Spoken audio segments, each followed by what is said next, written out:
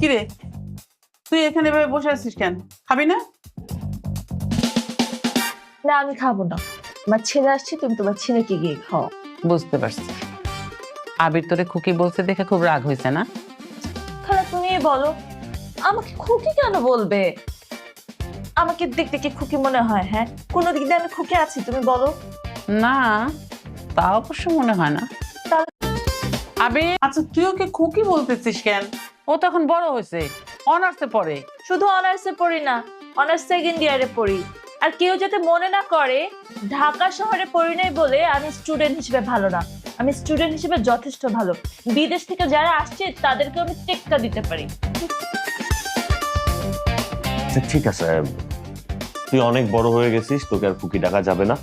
এখন থেকে আমি আপনি করে সম্বোধন করবো তোকে, চলবে? ভালো দেখছো, আপনি কেন বলবে? আপনি বলা মানে তো আমাকে অপমান করা। কেউ চাইলে আমাকে তুই অথবা তুমি বলতে পারে। দেখ, তুই ওকে